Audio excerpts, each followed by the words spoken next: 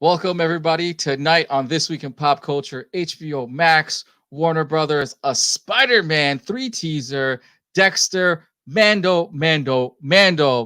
All these stories and more right here on This Week in Pop Culture.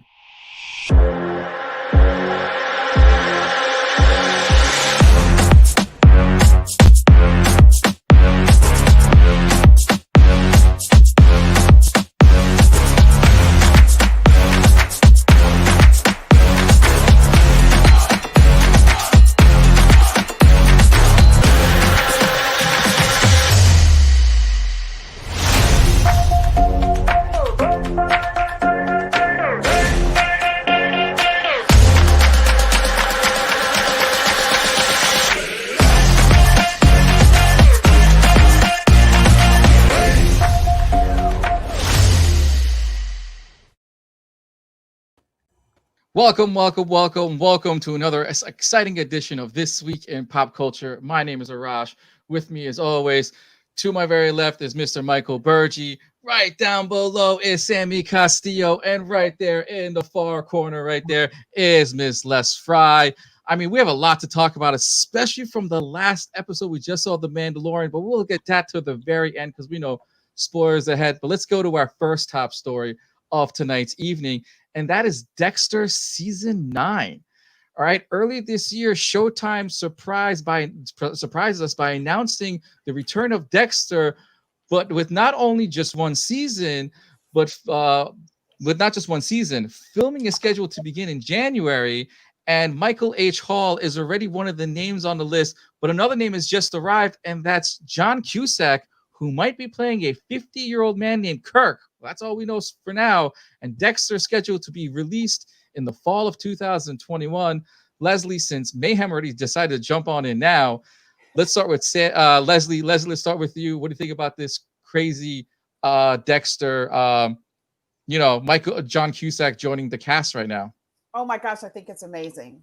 You know why I think it's amazing?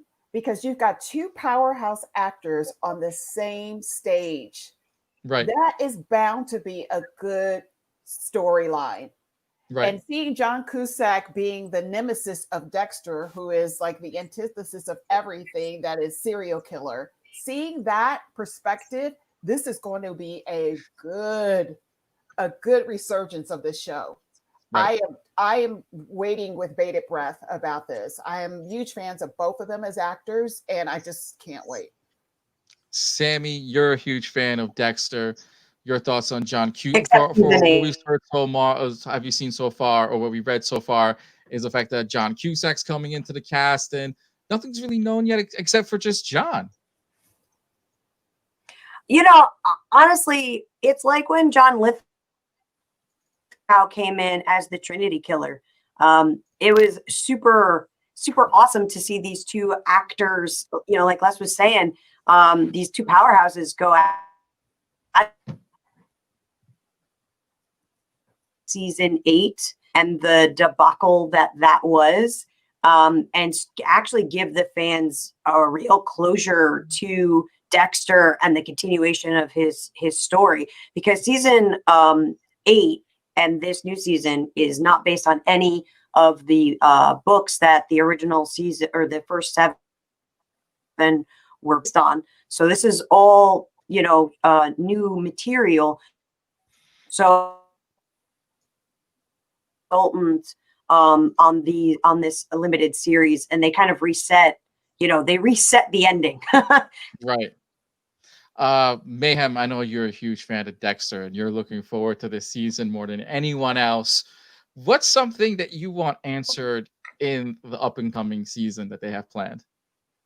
Well, firstly, hi to my panel of guests.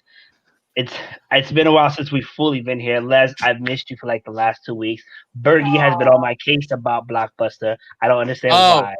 I'll show you right after this feed of something from Blockbuster just for you, Mayhem. Sam, it's always glad to have you, even though I know connection be spotty at times. Blame Florida weather. I'm really excited because, like Les already alluded to, it's two great powerhouses coming, and the acting is going to be phenomenal, and they're going to give the fans a chance to actually enjoy this last season. Even kind of piggyback on what Sammy says, it's like a true ending, like an actual ending.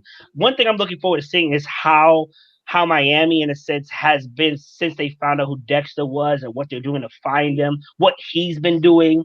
You know, has he been resisting the urges? Has he gone crazy? Who's hunting him now? Because this is Michael C. Hall in his best. He has made that character, and I cannot wait. I'm also really glad that they're able to film this, you know, due to COVID and whatnot and restrictions. It's hard sometimes to get such a big cast and do such a big production. I'm really excited. I don't think you understand.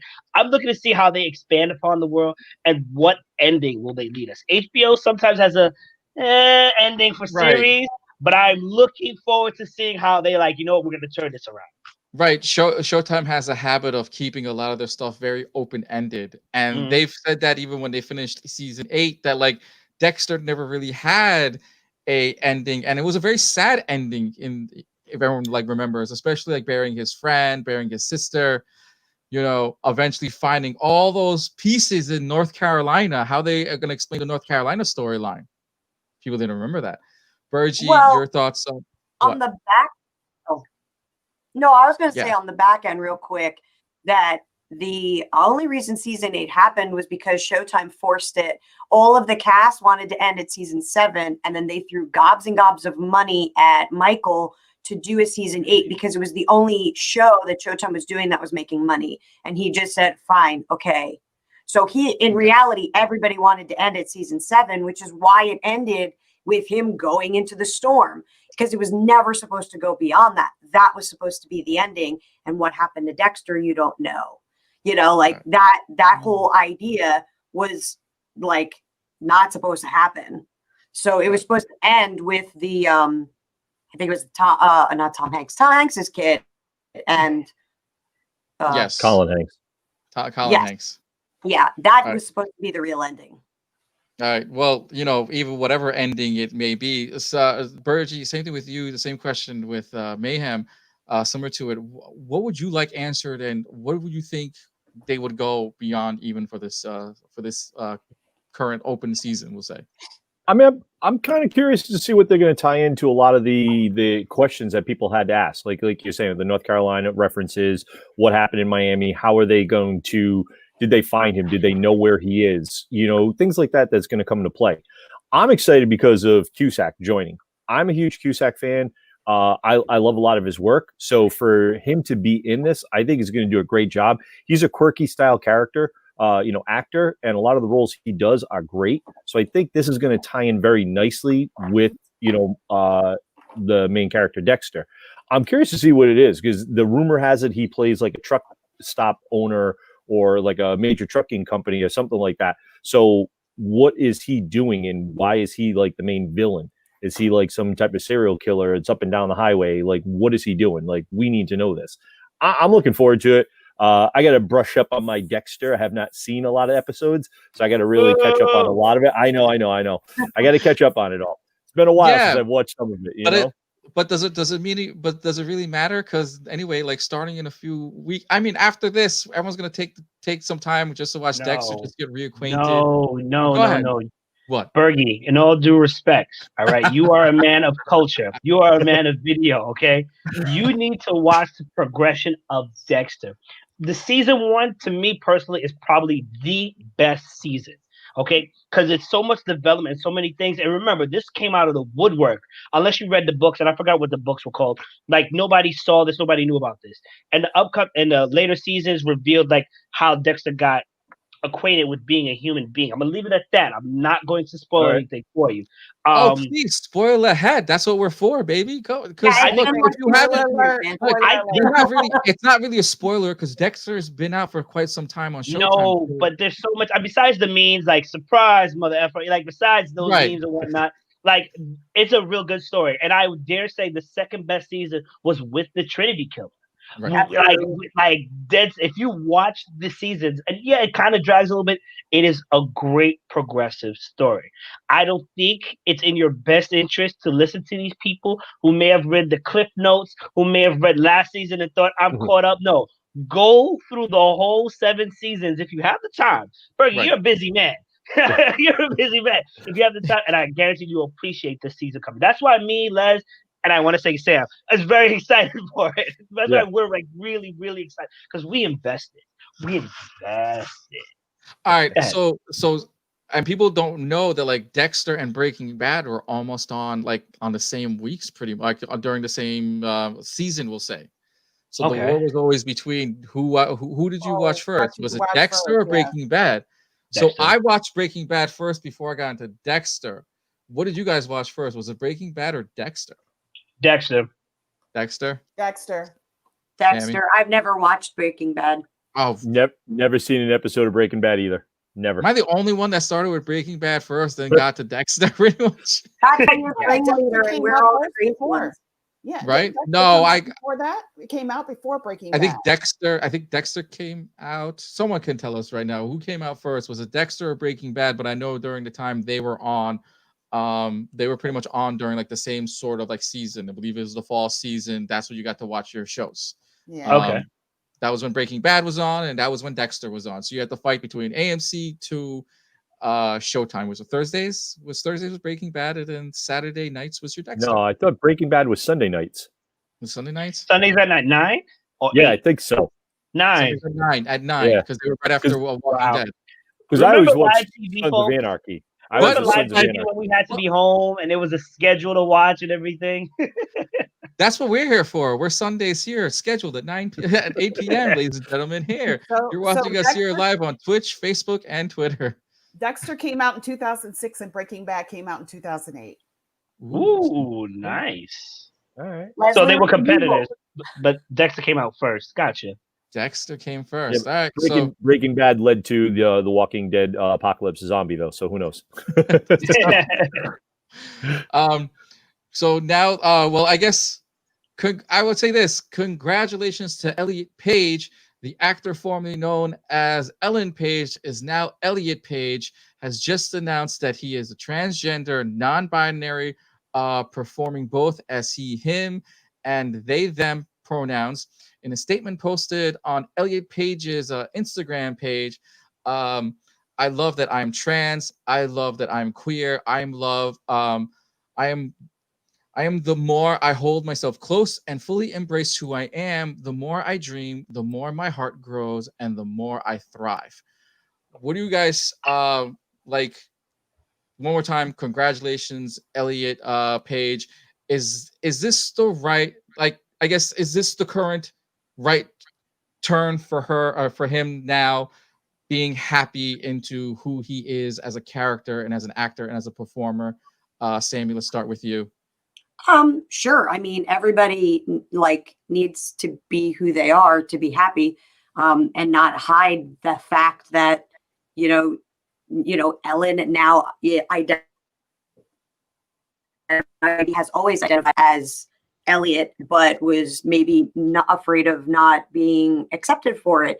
And now they feel brave enough and, to take that step. And it's an amazing example for anyone else in that situation, whether, they're part of the LGBT community or not, to always be 100% true to who you are and who you believe you should be, to be happy, because that's the whole goal in life, is to be happy. And if you're conforming for other people, then that's not the way to happiness. So, that's awesome. I'm so proud of them for doing that and not caring about or caring enough about what other people think to take that step forward, but also being brave enough to actually, do it as an example for people.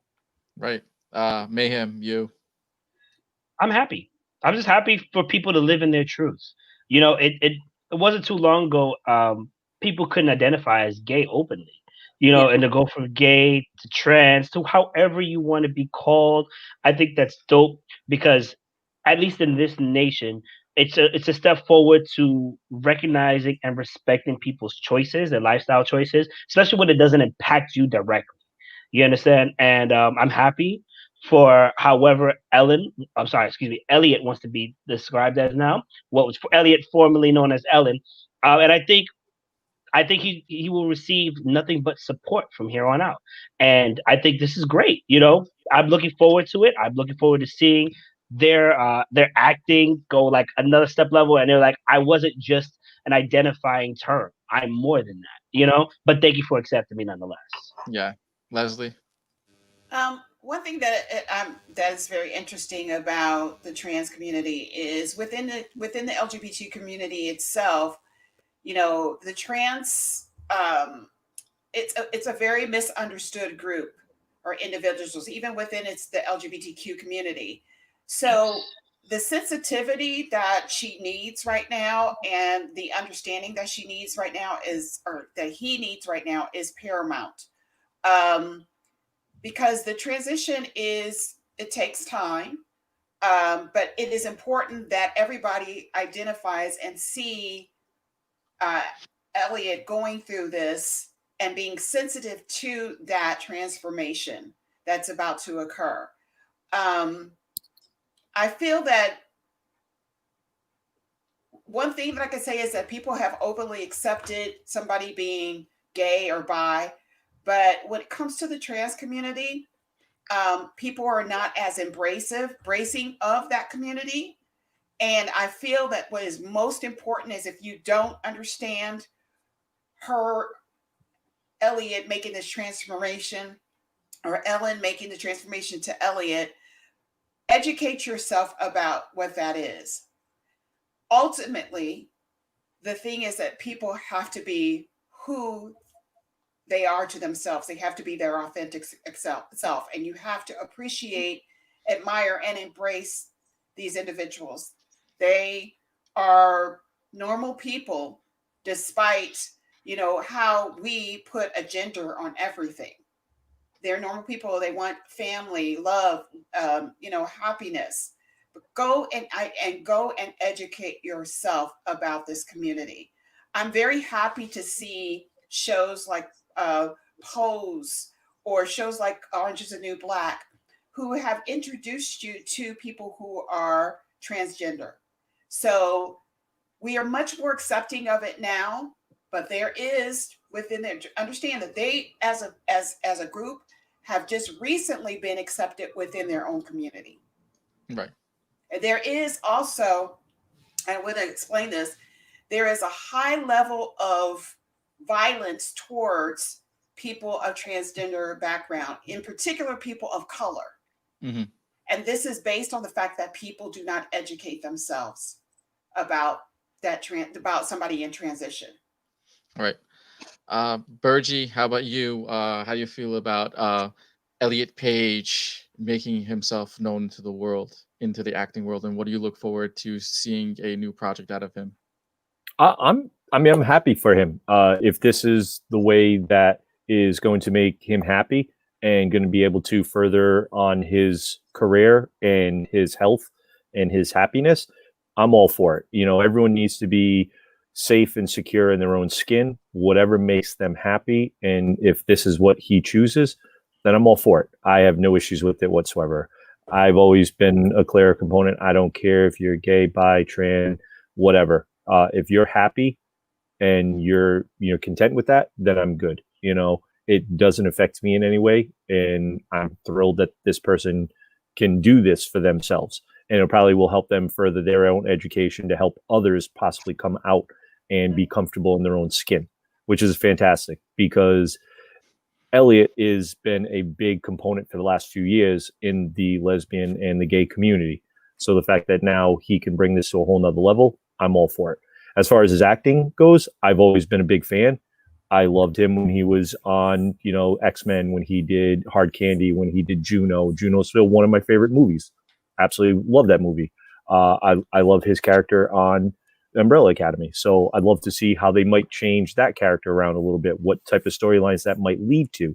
This is definitely going to lead to other acting jobs for him. And I think he does a great job. So go for it. Just to go to the acting perspective and TV show wise, I feel like Umbrella Academy will be that stepping stone to the full, I would say, the full transformation of Elliot. Because don't forget, every single time Five ends up going through another portal or through a dimension, everything around them changes. Mm-hmm. Now this time, a character now completely changes, and who knows? Right after season 3 with the fight, them fighting the Sparrow Academy. That fight leads into something. Maybe someone's nose gets broken, or maybe there's a scenario, there's a hair getting pulled. Who knows? They'll probably have like a little. Maybe they'll have a nice, good fun into like the next season. But I know, just like everyone else, everyone is looking forward to seeing all new projects and new storylines, new whatever Elliot Page is inclined for. Ladies and gentlemen, this is the way, and this is in true Mandalorian form. Congratulations, Elliot. And now to some ridiculous, I don't know how to say this, or I don't know how to say this, with the announcement of Wonder Woman, in a move that one saw coming, since the idea of releasing Wonder Woman on the same day on HBO Max, Warner Brother Media announced that all Warner Brother movies will be released all for 2021. Will not only be released in theater, but also be released on HBO Max. But now comes the age-old question, and all you guys are going to answer it. What is going to happen to all the rest of the theaters? Sammy, let's start with you. With everyone staying home lately, is this gonna hurt a lot of theaters? Or Gal Gadot said, please go to theaters, but we know some people are just gonna go, no, I like it at home, popcorn, kids are home, dogs, cats, all galore. Are you done?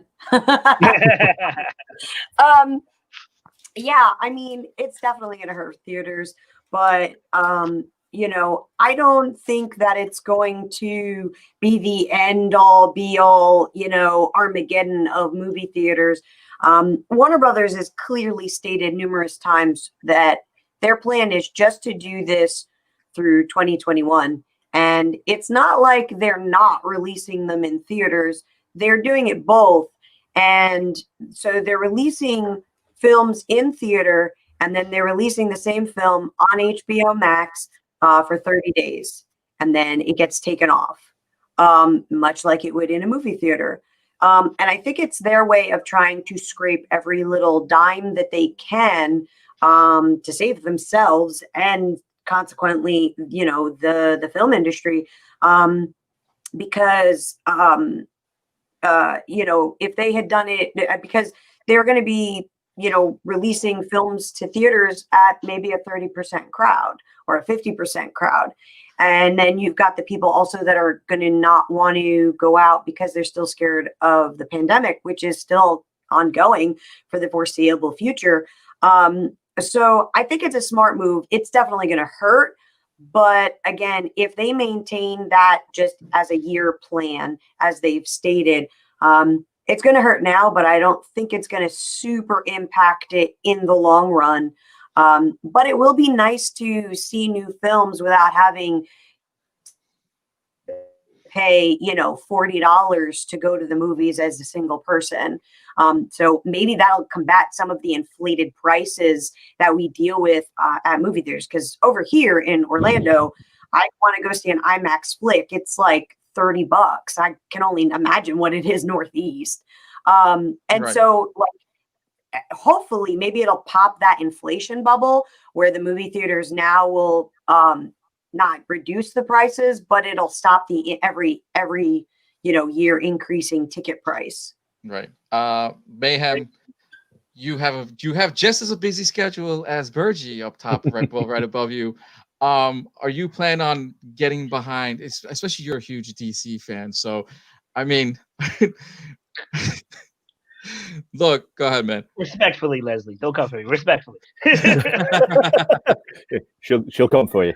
Listen, even though Hash didn't ask the question, I could almost guess what's going on. First of all, with Warner Brothers, listen, the movie theater industry has got to be the most stubborn industry I know of to this day. They are acknowledging that people won't come to the movie theaters, but yet they're still kind of not acknowledging that they won't come. There's a movie out right now called Tenet that I have to wait till December 15th to watch, okay? Because you got to understand, people are not going to the movie. People don't feel comfortable. And there's talks of vaccines and people already protested against going to see it. I don't know. I understand it's supposed to be temporary for 2021, but let's be serious. How long do you think you would comfortably go into a movie theater. You got like another year, maybe 2022. You'll be like, Yeah. okay, maybe I'll try it.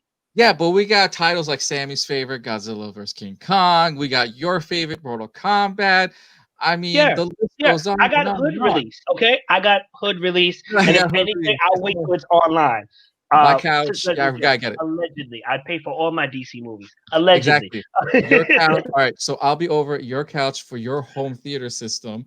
And we'll be watching Wonder Woman when it comes out on Yeah. Christmas. Look, Leslie, do you feel like what Warner Brother like actually do you feel like the theaters are going to be hurting, or is it just like this is just temporary, everyone could just relax, it's just temporary, theaters are still open?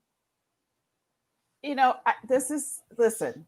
People have to deal with the situation that we have at hand. I don't think that it was Warner Media's intention to be the demise of movie theaters. It was COVID that made the demise of these things, and the fact that people do not want to go into a movie theater. I think it's a very smart move from them to do this, to actually release things simultaneously. And let's face it, you all, we don't go to a movie theater to watch the movie. We go for the experience. yep. We go for the popcorn, we go for the concession, which is where they make their money. They don't make their money off the movie, they make their money off the concession. So you're going for the experience. What is going to happen post COVID is people will continue to go for the experience, and probably even more so because they'll be willing to go out into a theater and sit down once everybody is over the scare of COVID. But at this time, and possibly going to the end of 2021, people have to think about movies that are out there. You have an audience right now of people that are um,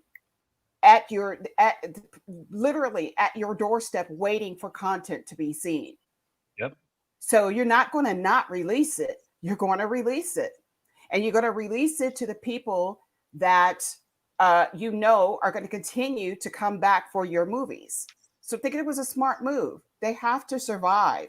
Production has to survive. Movies have to survive. And let's face it, we want it, and we're going to eat it, because right now you have a captive audience. Right, you have such a captive audience that, like, you know what, actually I see it this way: Warner Brothers has a tendency of some movies being good and some movies being bad, and if it's not in theaters, you know, they won't have a lot of fan, they'll milk the streaming on more fans watching it during these times to push more of a sequel. We've seen a lot of times where some movies have failed in theaters, and yet because of streaming movies and DVD releases or home releases, the numbers have picked back up, not in a large margin, but in a streaming margin where people have discussed this. Listen, Mike, are you planning wait, on? wait. I have to speak to that before you go there. I have to speak to that. Okay. Here's the thing. I have watched several bad movies while I've been here, sitting here for COVID. And the thing is, like I said, you have a captive audience. So despite the fact that they have and Warner Media has gone through a whole shakeup. Let's put this out there right now. Them as a company is no longer the Warner Media that we know of from the past. This has become something totally new. And you've got people who are in leadership right now at Warner Media who are fans of the content that we are. They're fans just as big as fans, as much fans as we are. Right. It's a younger group of people coming in there now. So you're going to see a change in Warner Media content. The thing that I'm saying is that, saying that they have a tendency to release stuff that's bad. Well, everybody has a tendency to release something that's bad, but right now they're not going to make that much money off of streaming this to you and I. They're not. Right. But we're going to watch it, and then we're going to talk about it. And when we talk about it in social media and stuff like that, it still drives a buzz around whatever it is that they're putting out there. So, it's 1 1/2 of a dozen of what we need right now as far as watching, especially when it comes to superhero movies and stuff like that. We want this kind of stuff because this kind of stuff thrives when you're going through something as awful as what we're going through right now. All right. Bergy, you want to follow what Leslie said, or you want to go back to, like, you planning on taking a date, which, you plan on taking a date to go see Wonder Woman anytime soon, or going to the theaters to experience that? Yes, I'll go with you, Bergy. There we go. You had me at hello, Mayhem. You had me at hello. I can't do the fake chair. I'm sorry. As far as going on a date to the movie theater anytime soon with my schedule, probably none, not non-existence. Will I go see some of these movies in the movie theater? Heck yes. I'm going to go see Wonder Woman when I get a chance after Christmas. I'm going to watch it on my TV on HBO Max, but I'm going to go see it. Mortal Kombat, that's something I need to see on a big screen TV. I need to see it 20 feet high, 50 feet wide. Like, I got to see that, because if not, I'm doing a disjustice as someone who is a cinephile that loves watching movies in the movie theater. It's like Leslie said, we go for the experience. We're going for that experience, that surround sound, that noise. I mean, granted, the Last Jedi wasn't that great of a movie in the movie theater, but when that scene where she shot the ship through Snoke's spacecraft and it went silent and you just saw the imagery, like, that was something that was like, wow. Like, I remember everyone in the theater like, holy crap, like, just that was amazing. So to be able to see that and the Avengers assemble in the movie theater, like, that's stuff I need to see. I'm going to go see that. I'm going to go see King Kong versus, Godzilla in the movie theater. I want to see, those. Once I'm done, I'm going to binge the daylight out of at home every night until they take it off my HBO Max, but I'm going to go see it in the movie theater. We remember when, music videos came out. What was it? Right. Videos killed the radio. This is what this is going to happen. And if you think about it, a lot of us all sit there and we want to go to the movie theater, but then we can't wait to stream something at home. We want to binge everything. Everything has to be consumed instantly. We had to wait the 3 months to make it a blockbuster night. So right, exactly. Yeah. But sorry, Mayhem. But what I'm saying, like, we want to. I think this is gonna. I don't think it's gonna kill. It's not the final nail in the coffin of movie theaters. Right. It's gonna affect some theaters. You're gonna see theaters that are like very small ones that like play after a movie's been out like 6-7 months in the main theater. They might get it. You're gonna see those theaters die off. Those are not going to be around. You're still going to get your drive-ins. It's going to change the movie theaters with what we go to and see it, such as they're going to offer probably packages for movies, almost like a Netflix thing where you're going to see 2-3 movies a month for like $15. They're going to do something, Mayhem. I really do think they will. No, if they haven't done it now, why would they do it then? Like, Movie Pass is coming back. Movie Pass made a statement right during this time that Movie Pass will be coming back for the help of the 2021 into the transition of 2022 to entice people to go back to theaters. Everyone remembers when you paid, was it $20 a month? People literally went to almost every single show they can get their hands on, and it was hurting the moviegoer experience. This will probably go back, and nothing, as Bergy says, nothing beats going to the theater to seeing your favorite action scene. And I'll admit, man, I'm going to go see Mortal Kombat as well, too. And I need to see what they're going to do with Scorpion. Are we going to go back to the 94 version or 95 version where the Scorpion comes out of the guy's hand? I hope they don't do that. Or hopefully they do something with Sub-Zero where they do a zoom in the eyes and his eyes turn blue. Something amazing that you need, not just a home feel, but the person next to you and others around you getting that same goosebump feeling that everyone gets every now and then when you see an exciting scene. But when that happens, what's going to happen with Disney, Universal Studios, and all these other streaming sites, including Paramount and CBS, with titles like Black Widow, Shang-Chi, Eternals that are coming from the Disney Marvel Studios, from Fast and Furious is coming from Universal Studios, and the rise of Gru, aka the NBC Peacock network. Do you think networks will take the same gamble as Warner did and follow suit of next year? All of you guys are agreeing. Sam, we'll start with you first. Well, it's the smart, it's a smart play. Especially if you're going to be, releasing it in theaters at a reduced capacity, and then you have your streaming service. So at least you're getting some money in the door as opposed to just completely discounting the streaming service. It's smart for the smaller companies that don't have the bevy of members that Disney, Hulu, and Netflix has. It's a smart way to entice them to get membership because it'll allow them to do more content with more subscribers, just like how Netflix started doing their stuff. The more subscribers they got, the more money they could put into their own licensed shows and own produced shows.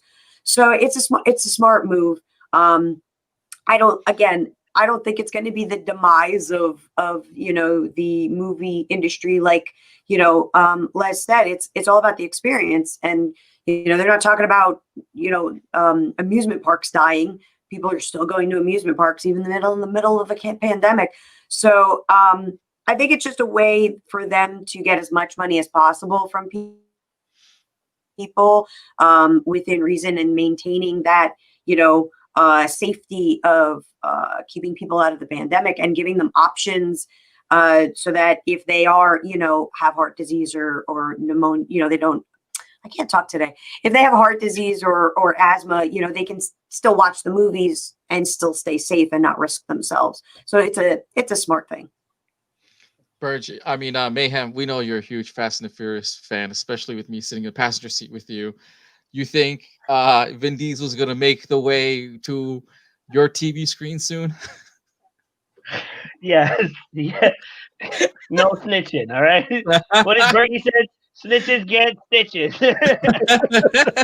I'm gonna be the bad guy here for the show, respectfully to my co-hosts and panelists.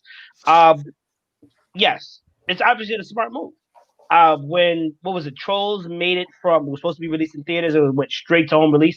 AMC, I believe it was AMC or Regal, had to make an announcement like, if this happens again, we're never going to work with you guys, right? Yes. Cool. COVID is here. COVID is going to affect every business from here on out, to the point where now, if school, like, think about school. Remember snow days? This might be the last year for snow days. There might be snow, be like, who cares? You can sign online. As long as you got internet, that's fine. And I get it. We go to the movie theaters for all the experience that we can share with other people. Mine particularly was for Avengers, when Captain America called Mjolnir and it was like, oh, he's worthy. I get it. But at the same time, these guys are like, y'all are not going to the movie theaters anytime soon. We're going to switch over to streaming. This is the smart play. This makes sense because now all you're spending money is on advertising and streaming servers. That's it. You don't have to pay middlemen anymore. This is and HBO, Disney already did it. They did it with Mulan. Remember, it was like $29.95 for Mulan. That was a flop, for various reasons, political as well. But other people are seeing. My Netflix just let me know they're going up to $13. It's going to happen. They're going to make their money from this, from streaming. It's only a matter of time, because look, HBO Prime, Amazon's already saying that they're going to raise their price by at least $2 because of these 6 movies that they just purchased that will not be in theaters. They will be directly on Amazon Prime. Leslie, you already discussed it before with the way Warner has been working their doors. Do you actually believe that somewhere down the line, if not the start of January, but sometime in March, all these other studios will probably follow suit of what Warner has done, especially with their, I guess their first test will be with Wonder Woman right on Christmas Day. Mm-hmm. And even if Wonder Woman isn't a huge success, the thing is that you have to consider the fact that people are not going to the movie theaters. One thing that you all were talking about, that you had to go and experience Mortal Kombat in the movie theaters, but you are fans. So you're going to see 2 types of people going to the movie theaters if the movie theaters are still allowed to be open during this resurgence of the pandemic that we have. You're going to see fans going, and you're going to see people that just have to get out of their houses and do it. But the normal patron of movie theaters, which is like a family going out on a Saturday, or some big hit being released in the theater, you're not really going to see that because people are going to stay at home and watch it. If these other streaming networks don't move into this lane, they're not going to make it, because despite it being a success or not, you're not going to get the patronage that you would normally get in a normal scenario. So the only way that you can do this is you have to move into the lane of streaming. This is it. And it's going to continue past COVID. Some form of it is going to continue past COVID, because let's face it, people go to work. Most people have gone to work 9 to 5s every day to their job and stuff. But if it's something that you can work at home and you can stay and work as long as you got a laptop and everything, people are looking at that and saying, well, hey, if they're working still at home and I can catch them at any hour, why pay rent at a building? Right. When I can catch them.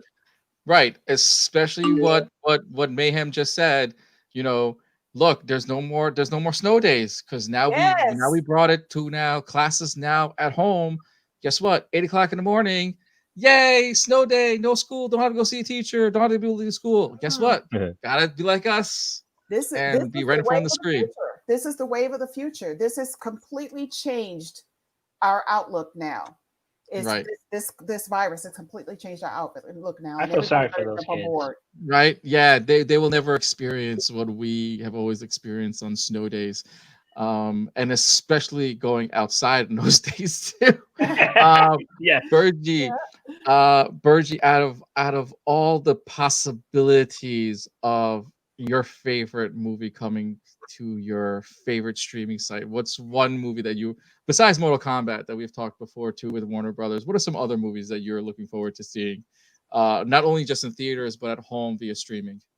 I mean, I want to see obviously the Mortal Kombat movie. It's a major one of mine. I grew up with the Mortal Kombat video game series, and from the back in the day, my cousin actually worked on the TV series way back in the day when that was on, like, I think Fox 64 or something. So like I'm a huge fan of that. I'm looking forward to seeing Wonder Woman. I want to see if they've had the time to maybe fix Cheetah because I'm hoping they did. If not, we shall see. But I think we're going to see some Fast and Furious, things like that. And as we've talked before, Hash, where we've said with the pandemic doing this, where we've seen a slowdown of conventions and we've seen a lot of, you know, vendors that are probably not going to come back to shows because they had to sell their inventory, stuff like that, and shows not coming up again. I think we're going to see that with some of these streaming services because they're not going to be able to have the clout to match some of these other major hitters like Amazon, HBO Max, Showtime. You've got Netflix, you've got Disney Plus, Hulu. These are going to take a major amount of that customer service from them. And also think about it. If prices start going up, it's $14, $15, $16 a month. There's only so much dollars families are going to have due to a pandemic where they can't really fully make, a full paycheck or something because of cut hours or whatever. They're going to pick and choose what they want. That's going to be the best content for them. Disney, Netflix, probably Amazon. You're going to see those ones, I think, really thrive. Those are going to be your ones that are going to really, get the leg up on everybody else. I think it's definitely going to affect it, but I don't think we're going to not be in a movie theater in a year. It's like Leslie said, people are going to want to get out of the house. I work in retail. I work in, a mall.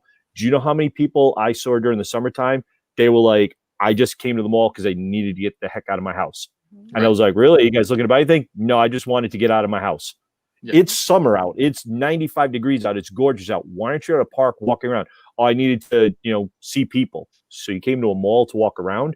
It's the same premise with the movie theaters jump back open. You're going to get bowling alleys. You're going to get pool halls. You're going to get, outdoor stuff that's going to open up theaters, concerts. You're going to get people that are going to go to it.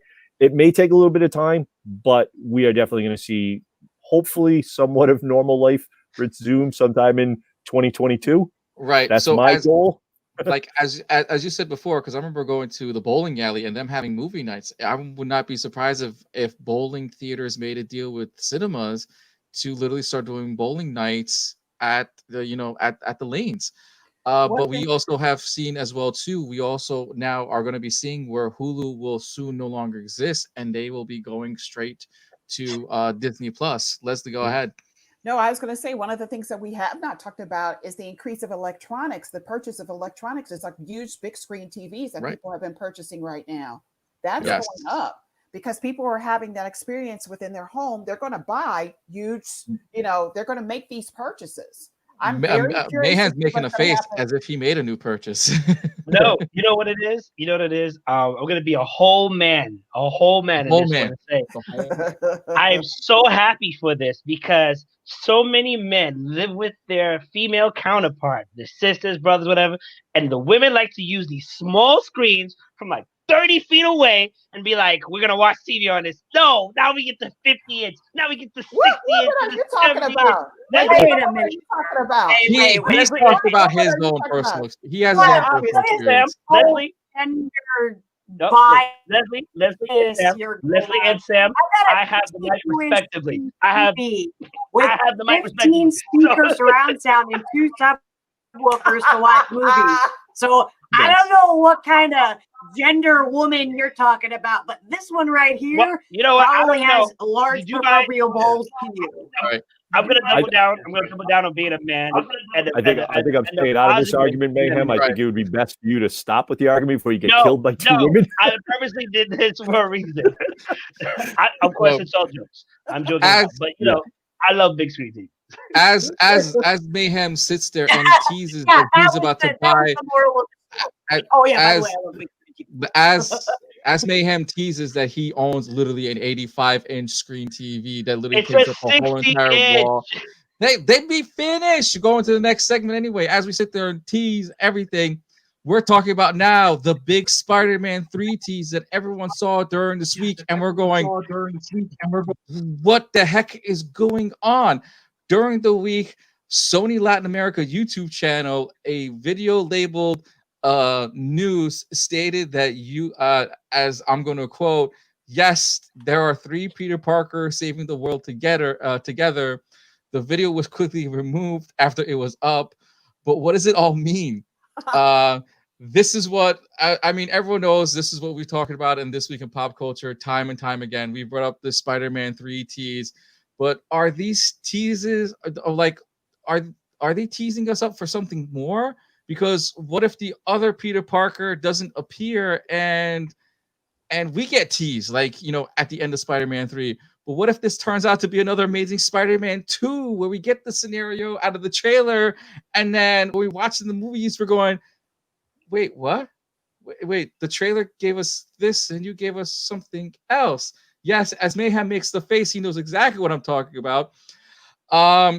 Sammy, what do you think of this latest tease that I guess the Latin America, Sony's Latin America channel decided to throw at us, and we want more. This seems like we want more. Sammy, go ahead. I think it's really weird that it was like just the Latin American Sony division that did this. So because that's literally the only part of Sony that has released this. So it makes you wonder if somebody, jumped the gun a little. But I'm excited for it. I can't wait. And they've been hinting at it. I know we talked about how they had Andrew Garfield and Tobey Maguire on the IMDb for an hour, and then it got taken down again. So it makes me wonder if there's these they're doing these guerrilla tactics kind of marketing to gain social media and create talking points. But I'm super excited about it. And I got to stop there because while Arash was talking, I lagged and I heard every fourth syllable. So that's the end of what I have to say. It's okay. Because Mayhem's going to take it over because if you don't remember, we've discussed this time and time again. Spider-Man 3. Look, do you feel like the next tease that they're going to give us is probably going to be Miles Morales, or they're just going to save that for Doctor Strange? Bergy say yes. Mayhem, from what you've read, what you saw, and everything, your thoughts on the latest tease? Listen, Sony, Marvel has us literally biting our fingernails. We're waiting. Waiting. I agree with Sammy to an extent. It could be a marketing ploy to kind of get more interest into it. It could be one of those things. But then at the same time, why wouldn't you deliver? Why would you let me order my pizza and not deliver it? Give me what I want. Oh, I believe, and then, well, we're gonna talk about that, but it hasn't been confirmed. It hasn't been denied. Right. This is letting us ramble and all this other stuff. And the crazy thing is, the worst part, let's say the worst case scenario, we don't get the Spider-Verse that we're looking for. But they're going to tease us at the end. We're still going to go to the theaters or stream it on our 65-inch TV. And we're going to wait for the next movie nonetheless. That's a crazy thing. We're still going to go. They have us. And I think right now, honestly, I'm beginning to think it's not going to happen. I think they're going to make us wait. So and I don't want them to. So you feel like it's going to be the same thing what they did in Spider-Man 2, where they give us the room of all the different Sinister Six villains, and then poof, we'll get to Bergy in just a second. Leslie, your thoughts on that, on what you've read, to everything that we've discussed time and time again about Spider-Man 3. You all, let me just tell you, everything that you all have been looking at, these guerrilla tactics, as Sammy says, we are eating it up, and they know we're eating it up. Don't think that that was a mistake. There are no such mistakes in Hollywood. And no big company is going to let somebody release something without getting their behinds fired. So they've been doing this. This is all so that we, like Frankenfurter said, we're waiting with anticipation. So this right is like now. the Deadpool scenario. We're gonna tease you. Oh, they are teasing us. They are teasing us like a well, I'm not gonna say that reference, but they are teasing us. They're really hanging a donut in front of us, and they want us to shake the donut. We are Eddie Murphy's cracker right now. Okay. Oh, delirious. Yes, you know what I'm talking about. Yep. Eddie Murphy says, that somebody a holdout, and you think it's the best cracker you ever Right. Exactly. We are Eddie Murphy's cracker right now. So they knew exactly what they were doing when they did that. Now, I will tell you this, they're not going to fail. They're not going to give us something that the fans do not want. We know that they're going to give us what we want. Right now, they have to do that because they will lose a whole audience if they don't. Right. So I believe who we think is going to be in this Spider-Verse is going to be there, and they're going to give us everything that we've been wanting. Is when they've been watching what we've been saying in the social media. They've been looking at the fan conversation that's been going on. They're going to give us what we want. Right. They've learned from Spider-Man, the first set of Spider-Man movies. They've learned from the Andrew Garfield Spider-Man, especially the second one, of what a great storyline, except for the one giant error that they had in the movie and everything. But as Bergy wanted to chime in, and as he's excited, do you think by the time we get Doctor Strange, we'll finally get that lovely Pandora's box open with a Miles Morales probably swinging through? I want Spider-Ham, to be honest, man. Just give me a nice CGI Spider-Ham. Come on, don't give me that. Come on.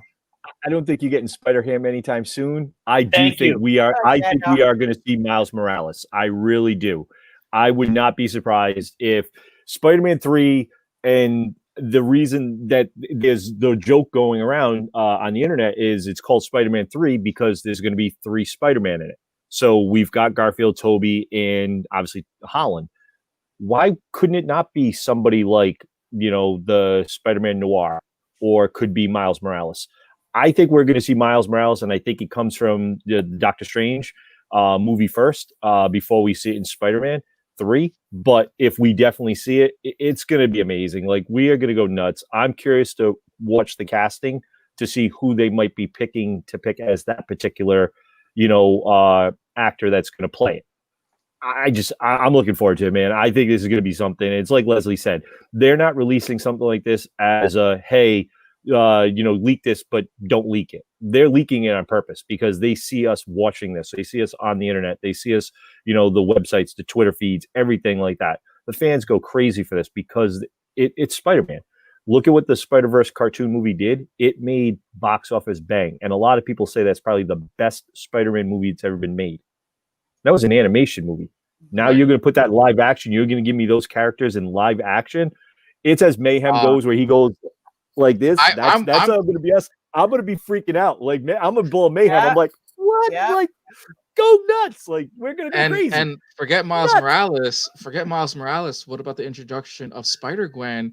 Especially since a lot of movies are going towards the female role, or now with Spider-Woman as part of their movie franchise, she could also be coming in as well too with the Spider-Man and Friends scenario. I'd love to see Spider-Gwen. I actually would love to see the Prowler, his uncle, do that. And honestly, to the truth, I want Common as to play the Prowler. I think his uncle would be an awesome pick for that. Common is an excellent actor, and I think he would play that perfect. If you're not going to give me him as Green Lantern, I want him as the Prowler, and I think he'd be a good villain style character to do it, and I think he'd play it perfect. Oh, that's just my opinion. You're more thinking of the John Wick scenario of how he was between fight sequences to the action sequence and stuff. I'd Mhm. skip him. I totally skip him on Green Lantern, but I can definitely see him as Prowler. Mayhem looked like he's got some choice words. Go ahead, Mayhem. No, I was just thinking about maybe continuing Donald Glover, but I now that I think about it, I think you're correct. I think Right. Common would definitely be great at that. Didn't like 2 weeks ago, 2 episodes ago, we talked about how there was a Miles Morales at an IMDb page. Weren't we speaking There about that? was, Yeah. Right. there. We were talking Yes. about Oh, you missed it, on the Les. Doctor Strange. What? Yes. It was on Yes. it was on a Doctor Strange feed that we had discussed prior, that there was a list, and Miles Morales, there was a Miles Morales cast, but no picture. No Right. picture. They didn't have it named. They just said Miles, and They that just was said it. No Miles. image. It was just a stock image of like a The white same- image. That's the- it. That The was on same IMDb. thing- That Yes. was the same thing of why it was pulled with Tobey Maguire and Andrew Garfield. There And you also go. Fox News has also said that Andrew Garfield was cast into a Spider-Man movie prior to one of their Fox projects. So there is a lot of stuff going on, and the lovely lady who plays Mary Jane, Zandieh, who was recently on the Jimmy Kimmel show, could not confirm nor deny her latest interview when Jimmy was literally grilling her everything about Spider-Man. We She all dodged know a if lot Tom of questions. Holland, right? We all know if Tom Holland got interviewed, it would be opening Pandora's That's why they didn't Pandora send box. them. That's why they didn't send them. Marvel probably has him locked up in his hotel room. You ain't leaving. You ain't leaving. Let me No, you ain't leaving. He'd be stuck into a room let me like let me a- say this. For someone who has had a guest star role in the Marvel universe, one right, of my biggest honors ever, that NDA ain't no joke. right. No. Because here's somebody who is a huge fan of the Remember- Marvel universe, and Yes. I can't tell anybody that I got cast in something. Well, how I about can't this? tell anybody. So how can You- you contain that? How can you But- contain it? But do you remember when Tom Holland got the script and he thought it was something else, and he opened it and it was the Avengers script, and it was like, oh crap, I was supposed to do this. That's just get I- Tom Holland interview. Go ahead, Bergy. I know about the NDA for Marvel very Yeah. well because we had Sebastian Stan at Rhode Island Comic Con, and Sebastian Stan, someone brought the Infinity War poster up to him, so he went to sign it, and he scribbled a beard around Chris Evans, and then he put a bubble around him. He goes, "Arg, I'm Nomad," and he signed it. Well, that fan took a picture of it, and threw it up on Twitter. Marvel got that instantly within 5 minutes, pulled him off the floor. He was in the back room at our convention getting, politely told never to do that again by Marvel lawyers and Marvel Studios real quick within like Right. minutes. So Yeah. that NDA is no joke. It's Sebastian no Stan joke, came y'all. out. He refused. He wouldn't sign anything else. And for the whole weekend, no one mentioned anything. When in the panel, people asked him questions about it. He's like, next question. Yeah. He Right. refused. Look, So- all I had was 3 to 5 words. No, Yep. maybe 2 lines, 2 or 3 Right. lines, and I still could not give up What you did. what I was doing. Well- I could not. I couldn't even hardly tell my husband. I just said What? I got cast. I'm serious because You I was couldn't even- afraid. I was afraid that they were looking at like anything that I put out. Like if I told anything, and if I was trying to tell everybody, even my agent couldn't say. He just said, Les Frye cast in a Right. Netflix series. It's like here's your letter. Be here at this time. That's all we're giving you. No. Just be happy you have a job in acting. I need you to be here at this time. That's it. They are so yes, and they did not call it. They did Yeah. not call it Jessica Jones. They called it something else when I went to the audition. And everybody's like, "What is this?" However, as a fan, I knew exactly what it was when I saw it because I read all Right. the clues. So, ladies and gentlemen, next week we will be bringing up all of Leslie's scenes. Yes. in I was the already looking for it. Right. One We'll scene, save it. you all- We'll save it for a No. teaser. As you guys are all watching the show, if you guys would love to, go look up Leslie Frye. Go look up all the scene scenarios. Next week on this show, we will talk about Leslie's lovely heck scene yeah. on the show, and we'll give Leslie. Come on, it's Christmas holiday season. It's the season of Yes. giving a little bit too, and please Oh, give the all behind the the likes, scenes love, stuff. and subscribe to all of our lovely channels that you guys see right below you guys too as it's scrolling. Will her But episode be a Christmas movie or anything like that? Is it we based on could Christmas now? well, we could turn into a Christmas special. I mean, look, we have her on the scene, so it's part of our Christmas special. But while we talk about the season of giving, ladies and gentlemen, super spoilers ahead. When I mean talking about spoilers, we're about to be talking about the Mandalorian of the latest episode, the latest chapter, everything you need to know. Everything we're going to be discussing, everything for this. So for the next hour or so, you're welcome to turn us off because we don't mind it. Anyway, hopefully you guys are here to enjoy the show. Ladies and gentlemen, I'm going to give you a quick scenario. And as my little cohorts like to have some glasses of water while I say what I need to say, here it is. First, let's cut to a cute moment where Din and Din says Grogu's name, and he responds with glee, with every coo and purr, we'll say, that has come out of Baby Gru during these times. A bit of a father-son moment. Then we make our way to Tython, the planet where Ahsoka told him to go, the location of the first Jedi Temple. Din then places Grogu on top of the rock, and which is the Seeing Stone in the middle of the temple. In Grogu's attempt, he uses the powers to reach out to the galaxy to find another Jedi. Once Mando places Grogu on the Seeing Stone, Boba Fett's ship appears. The Slave One manages to fly right through, letting us know, oh my God, is this what we're getting? Then appears Boba Fett himself without the armor. But then he is not alone. Finkin Shah, as we saw, she had passed away in the previous scene. Boba Fett saved her life, and she is indebted to him. And now Grogu is in a deep use of the Force. Then Boba Fett has the following to the Mandalorian and wants his father's armor returned. Yes, as we discussed, he wants his father's armor returned. Hello, Faja. Boba Fett makes. Faja, can you hear me? Boba Fett makes an offer for the armor. Back in return, they will ensure the child's safety.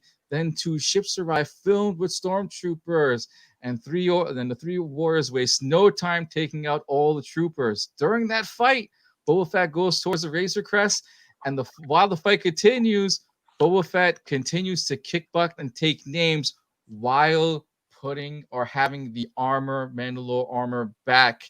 And yes, chills afloat ahead as he goes on a shoot 'em up spree, we'll say, just like you would in in any other action flick movie.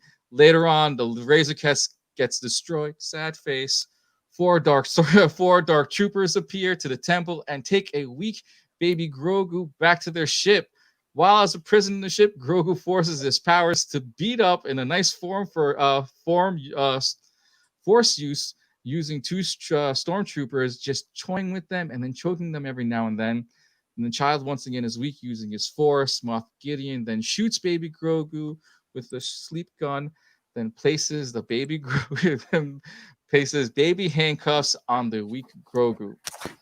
Boba Fett and friends will now be joining Mando to return the child. But first, Jin must assemble a team. Guys, we've seen this time and time again. They have given us everything that they have given us so much. Part of the Empire. Guys, let's start with baby. Let's start with Grogu first. That first scene where he's teaching him, and Grogu's just cooing and cawing. Let's start with you since you have Grogu in hand. Let's go with you. Baby Yoda. Grogu. Grogu. Let me just Sorry, say. Did I start watching a Japanese anime? Yeah. That was one of the cutest scenes I have ever seen, and I don't know I don't think be whatever you identify as, you could not deny the mother instinct that came out of you when he said Grogu's name and Grogu went like that. Yo, that was the cutest thing. I was just like, I'm going, oh, he's so cute. But it was a setup, you all, because it'll make you really care about this little character so much that anything that occurs to him, that the Empire does to him, we're all going to be just like really mad at the bad guy and really cheering on the hero. Very Right. good writing right there. And whoever, shout out to whoever came up with that baby, what that baby does or whatever, whoever went in and tapped in to what we identify as people, what is precious and cute. Right. Let's just say too that his little purr is on the same level as a cat purr, which people actually seriously. You know, one of the reasons why people cannot help when cats meow, and one of the reasons why cats have developed a meow, is because it's on the same level as of a crying baby. So it brings up instincts within you to take care of it. That's why so many people have cats, you all. Right. I will agree with that one too, because mine likes to meow when he needs something and wants something and will sit by my feet and caw. And Lily meows and coos just like a child. Mm-hmm. Mayhem, before we get to the next Control you. right, Mayhem, before we go to the next topic, what did you think of that little scene, especially with a baby? I mean, especially when he takes the ball out of his hand and he says, "Do it again," and he's in total excitement, like a dad, like throwing the first pit, like throwing the ball to a kid, and he catches it. What did you think of that little moment? I remember watching that and I was thinking, they really had a filler episode this season. And then they just hit us with all these classic episodes right afterwards. Like, we fall in love, we learn his name, we're learning his force abilities, we're learning the relationship. I thought it was dope, man. I thought it was dope, and it's kind of like it kind of melts the Jin in a sense where it's like he's no longer this stiff ice cube. He wasn't really out for rebellion, but he just like was just like, there's no emotion here. And now he's like developing a fatherly bond or a motherly instinct. If you listen to that, like it makes the character so much more relatable, and I really enjoyed it. Shout out to Baby Yoda. And we actually heard That- heard him laugh. We heard the Right, Mandalorian we- laugh. He looked Yes. a little bit. Yeah. They did with humanize. Yes. yeah, he did laugh, he did giggle, he giggled, he enjoyed. It was like a dad moment. He enjoyed every Yes. moment of like a dad catching, like have a son like catch like the first pitch or whatever, or having his first shot, or like things like that, like sports shot, we'll say. But Mayhem, not Mayhem, Bergy, with you, when when Jin gets to the top and he places Grogu on the rock and he instantly gets into force mode. Like how like he instantly goes in. We all know Jedi powers and everything. You don't instantly develop all this power, and he goes up there and he's instantly using the force, but also like encases himself in a cocoon like force into a barrier. I mean that was pretty cool. Like he tapped into the actual power of the Jedi temple, like the rock there. So obviously you know that this is probably the first Jedi temple, because in everything else we've ever seen or heard, they've never had that type of experience. So to Right. see that pop out and develops a force field around him, and also keep in mind we also saw the blue butterflies that he showed there for that too. These are all stuff that we've seen in Jedi lore that they've done. I thought they did a great job with that, with the touching into it, where he, at first they sat there and he's like, what do I do? And then he's like, oh, let me take a look over here. And he must have reached out with his force powers, touched the rock. Mando turns around and bang, he's in a trance and he's sending out the SOS to the universe to see which Jedi is going to show up, or Sith, who knows, to Right. train him. Like, so I thought that was fantastic. And then he's trying to get him out when he sees a certain thing flying through the sky, and it's like, all right, this is going to go south real quick. I was Right. thrilled.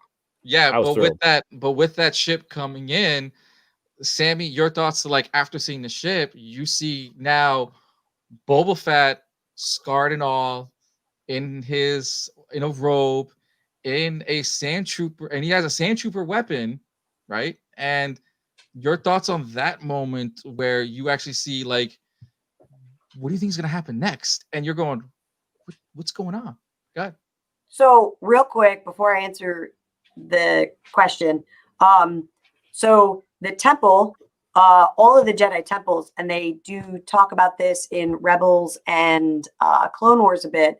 All of the Jedi temples are actually built on concentrated centers of the force on each planet. So the force field that you're looking at is actually a manifestation of legitimate force that he's tapping into, the actual force of the planet, which is why it's so powerful. Anyway, back to the actual question. I thought it was awesome. And I love that they showed, I was telling Arash this before, I loved that they showed how skilled Mando was through the last season and a half. But then you get a clone, Boba Fett, that was born and bred for war. And he just comes in even before he got his armor back and just obliterates the stormtroopers, just hitting them so hard that he's shattering their, plastoid armor. And he's going for the kill every time, which is not typically a Star Wars thing, which I absolutely love that they went there. And then after getting his armor, you see Mando and Fennec trying to fight off this, small platoon of stormtroopers. And then Boba Fett just lands and obliterates them in like a minute. I absolutely love that. And I love the fact that they made him, a bit thicker. So he looks like he's aged, but he matches what the clones look like older from Rebels, because they did that with Rex and Gregor and Wolf from Rebels. So I love that they're tying in these aesthetic pieces to show that the characters have aged and matured. And I'm so excited that Boba Fett is like, well, one, I love I love me some clones, young, older, otherwise. But yeah, I'm 99 still my favorite. Doesn't matter. That's a yeah. All right. Bergy, Mayhem, as we discussed last week's episode of Daddy Issues of the Boba Fett, would you guys like to explain this one for me? It was coming. Especially what we discussed last time, and Boba Fett saying, "This is my Fajer's armor." My Faja. We called it. Bergy, we called it. We it was gonna happen. We called it. Can we get that Disney? Stop listening to us and cut us a check. Okay? Stop listening to us and cut us a check. Right. As we discussed last week's episode, I kept saying that Boba Fett's going to come out saying, "My father, my father, my father." Yeah. These two lovingly kept telling me, no, no, no, no, no. He knows he's a clone. And this episode answered the age-old question. Boba Fett, throughout the years, never knew that he was born and raised as a clone. He knew that Jango Fett was his Faja. And then we like to go, wait, you shake your head, man. They answered that question right in the episode. This is a father moment. This I felt like they changed it. I felt like they changed it at the last minute. Right. For the host moments, everything. So Boba, they actually answered this in Clone Wars because I'm watching it for like the 50th time. He didn't know he was a clone. Boba did not know he was a clone. However, that's why he was never allowed outside of the room in episode 3, because they knew he did, and he's like not allowed to go out into the room. So he never until he was a teenager, he never saw he just saw all the clones of his dad. He didn't know he was a clone because he was raised as his son. But we know, and Jango explained to the Jedi Council, that Boba is a clone, just not with accelerated aging. They didn't turn that on in him, I guess. Yeah. And they didn't plant the chip. He was just a straight up, unmodified, natural clone. So that's why still a clone. He is still a son. He is for his Faja's email. He's his armor. Of Jango. So therefore, he is still a clone. Yes, but the episode said father. But he separated him to raise him as a son. Correct. Yes. He raised him as a son. It's not like Jango found a lady and, did the business, and he was, popped out of mom. You still see a priest. Do you call him your father? Is he actually your father? We're not going through those issues right now either. We're not going through those. No, we're not going. We're not going Father. through those issues anyway. I know nothing about going to That's church not- or anything. That's not the Um, same. but while the stormtroopers arrive, many members go into a fight sequence while Grogu was tapping into the Force. Somehow in the middle of the fight, we see Boba Fett going to get his father's armor and starts going to town. Bergy, let's start with you this time. Your thoughts on the action sequence of the armor That last that comment. came You about? want to go there? Yeah, I think I've lost Mayhem. In the air. I'm going for it. I mean, I was like, all right, he's going for the armor. He's trying to get his armor, which I thought was absolutely fantastic. The fact that he is, he's got the dad bod going on while rocking the Boba Fett armor, which is Jango Fett's old armor. It is his father's armor per se, Ash, to make you happy. I did like the fact that he did get that in. It's just, you could tell it's definitely been weathered and it looks like it's been beat up. So it's not the whole Boba Fett armor that we've seen and we're used to seeing in the movies, and from everything that they've shown. So I thought it was pretty cool that he went there, but in a way, I thought he kind of bailed on them in a way in the fight scene to get his armor because he knew he might not have gotten it from, Din. So he probably went and was like, you know what, I got to take this back and I got to prove to this dude, this is my armor. Like, this is mine. This is from my clan, the Fett clan. Right. Also, the funny thing is, if everyone knows, when Lucas made this and Lucas made him, he was adamant that he was not a Mandalorian. And then in the Clone Wars, they said it too. He's not a Mandalorian. He was a bounty hunter. And all the stories always said was he was, that's so true. He was a bounty hunter that basically kept the spoils of his victims and his, captures. So that's why he has like certain things on his armor that he's caught from his bounties. So it was always been said that. And now they all of a sudden changed the storyline. Like, oh no, he's actually part of that. Right. So it contradicts a little bit, but I like the fact that they're retconning it in a way, in a good way, to actually put him back in the lore. I had some issues with the episode a little bit, but overall, I thought they did, absolutely amazing job with it. Like, well, Mayhem.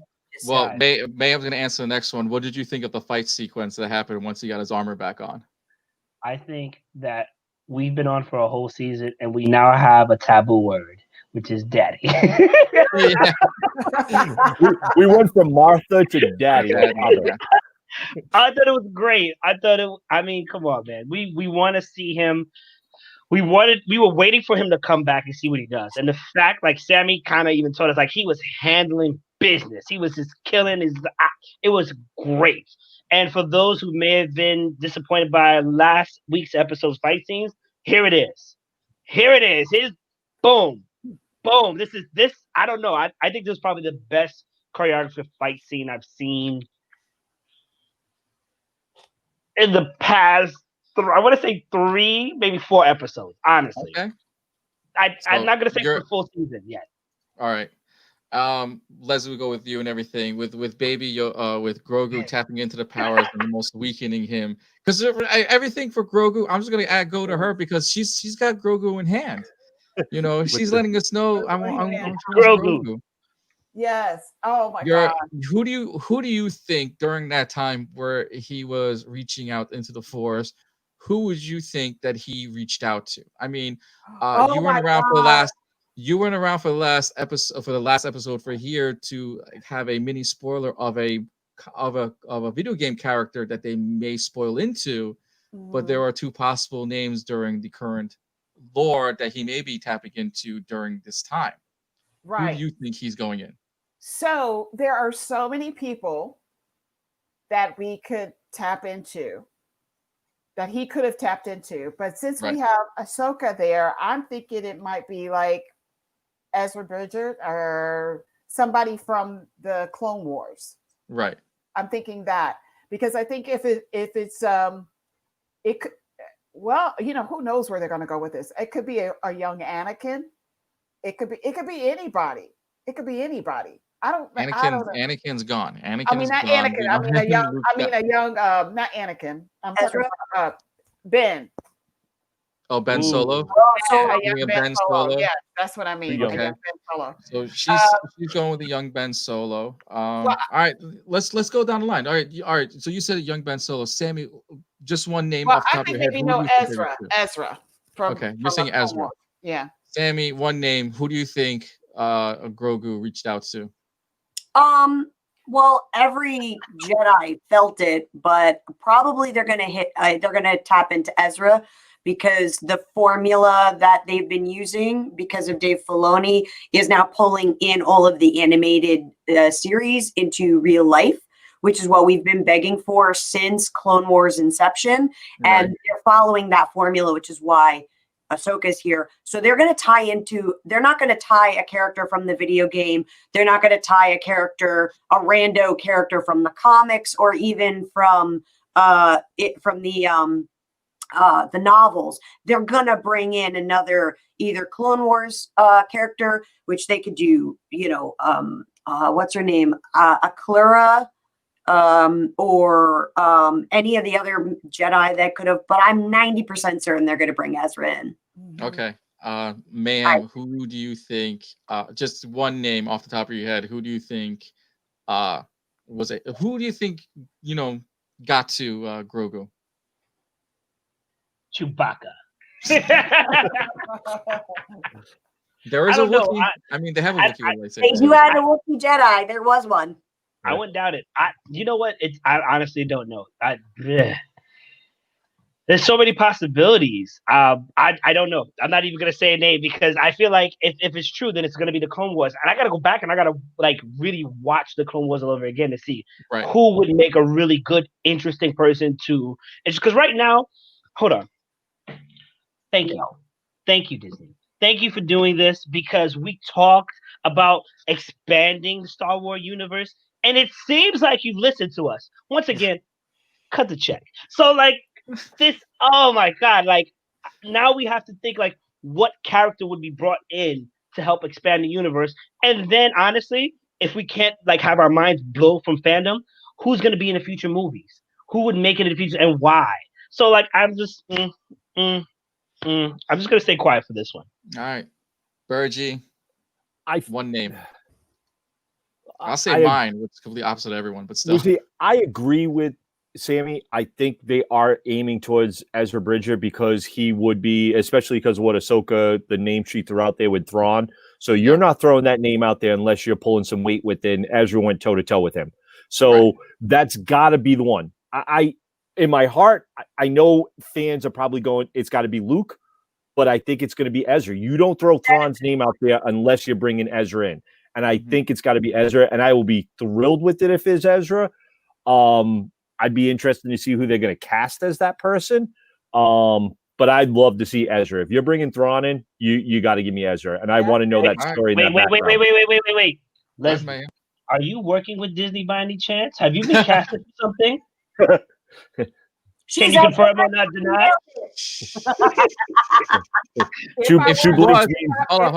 If I were, I gotta have a non-disclosure agreement. So no. And if she was, she would be on location because Sunday morning she'd have to be on the job. So if she ever leaves to go on location somewhere, we would know, especially in the she was missing for the last 2 weeks. I'm just saying. You know what? And she has a baby Yoda. Right? It's real, doesn't it? Sammy. I was sidelined for follow up from what Michael said about Bergy said about how they said that Jango wasn't a Mandalorian, that he was just a bounty hunter and he stole the armor. But in Clone Wars, they actually spoke to opposite of that. And so from the sources, if you look at the sources that say it, the people that lived on Mandalore, didn't count foundlings as true Mandalorians because they were not born on the planet. And then, so when the Orthodox left, they were kicked off of Mandalore. They would bring in foundlings to keep their numbers up. So Jango, on one side, they say Jango isn't a he's a foundling, so he's not Mandalorian, just like Din technically, because they were not born on Mandalore. They just followed the credence of it. And then the other side is saying, no, he was like Boba says, my father did this, my father did that, which he actually, the character did. It was shown in Clone Wars. So it's interesting how you're getting these two different sides saying different things about the same character. And for both sides, it's actually a true statement. So I don't think that they're trying to retcon anything. I think it's just depending on who is talking, depends on what they believe is to be true. Well, whatever it is, they said that during these times, he's a bounty hunter, he's a Mandalore. It is his father's armor, and it was written in the scrolls that came up out of his armor. And to answer all of your guys' questions and to see who will come up, I will give two names only because of where it might go and with a possible character jumping in, and that would be a Luke Skywalker probably down the line. And I'm hoping if it's not Ezra, it's a Cal Kestis. And if you've ever played that video game, that last line that he says, if someone calls for me, I will go to them. And that was one of the lines used in the video game. As Sammy shakes her head, guess what? Ezra, I see him as a spinoff because they are they are 100% on the Ahsoka spinoff storyline, and they would not put Ezra into this because it would take away from the Ahsoka storyline because she's off on a different mission to go find Thrawn. And if they put him in for season 3, it'll just be a teaser to find out where Ezra has been. Like Ahsoka was. Right, but it'll just be a teaser like everything else. But since we're on you, Sammy, your thoughts on the Dark Troopers that appear to take young Grogu away from Mando to take him to the big bad ship? I think it's awesome that they're including the diversity of Star Wars. I mean, there's so much to pull from that Lucas really didn't take anything from the expanded universe. He just had a very, his vision, this is what he wants. And he didn't really use what anyone else created. And then, so I love the fact of how inclusive they are being with, bringing in the Dark Troopers and bringing in stuff from other sources, not just from the films, because that's been what we've, that's what we've been with basically spoon fed through the last couple of decades. So like hand the keys over to Dave and John. I'd be cool with that. Right. Leslie, your thoughts on when the Darksabers appeared and they took the youngling away? Speaking to what Sammy just said, I think Filoni is doing a really good job too. I mean, he is a Star Wars geek. He knows details. So we are going to see a lot of that. I don't know if you all see in the after show, after The Mandalorian comes on, that they have a show where they talk about the content. This guy actually has, I don't know if he's a high level, this guy operates on a higher level, and I don't know if he might be on the spectrum, but his eye for detail and his memory for anything of the Star Wars lore is just unbelievable. So you're going to see stuff that you might have even just overlooked in some of these shows, and you're going to be like, oh my gosh, I got to go back and look over that because I got to see what happened there. This is how thorough his imagination is and his appreciation for that culture. When I saw them, I was just like, oh, I can't believe that he actually put them in this episode. I can't believe that he just did that. And he took them, and I was like, oh my gosh, this is so cool. The show continues to fascinate someone like me who is a huge Star Wars geek. So kudos to them. I can't wait to see what else he pulls out of that world that we might have overlooked in the past. Okay. Bergy, your thoughts on the Darksabers and what you thought of that scene and everything. Oh God, man. It was so great. To watch little Grogu, basically use the stormtroopers as his little toy rattlers there as a little baby, I thought was hilarious. And to watch them about that scene, that's jumping ahead. I'm talking about the 4 Dark Troopers that appeared out of the sky, out of the ship. You said the Dark Saber. You said No, Dark I Say Saber the to Dark me. Saber. Dark Troopers. Since Dark Troopers. I Okay, I didn't apologize. answer him the way I wanted to answer, but yeah, the Dark Troopers. Sorry, I apologize. Yeah, everyone's jumping Seeing the ahead. Dark Troopers come down, I thought that was pretty neat because we've always seen that there's like the IG-88, like, you know, assassination droids and stuff like that. And the fact that I'm not surprised that this has been popular because it was what 1995 or 96 in one of the video games, we saw the Dark Troopers as you know, the robots that came into it. So for Filoni to go back that far, almost 25 plus years ago, and bring that forward and put that into, you know, canon on the live action screen was absolutely amazing. Anybody who's played those games, I can't remember the name of the video game it came from, and I apologize. But that was awesome on the screen. I was wondering if they were going to have some type of force powers. I wanted to see what else he had. Were they going to get into a fight with the you know, Boba Fett and Mando? Like, I was intrigued to see what they were going to do. I feel like we are going to see them more later on in the next episodes or next season. I think they're going to play a bigger part. Absolutely amazing to see them on the screen and watch them come down. Kind of remind me, because it is Favre, it kind of did remind me of Iron Man, the Iron Legion flying in, you know, and they did have that feeling. But the only thing is they didn't pop down and try to, you know, clear the crowd, be like, we're here for your protection. No, we're not here for your protection. We're here for the baby. We're going. We're out. We're here to take. We're taking takeout. We got takeout. We're going. We got takeout. And then when it goes up and everything, we'll have Mayhem, Baby Yoda using the Force and literally toying with those two stormtroopers. Your thoughts on that moment? Just that moment of Baby Yoda tapping into those powers. Okay, so this 50-year-old baby. Yes, thank you, 50-year-old baby.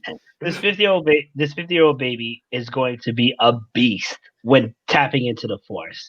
Like Bergy said, like Leslie said, it was a great scene. Just that part, since we're talking about just that part, was just like we were kind of already wanting to see what Baby Yoda can do.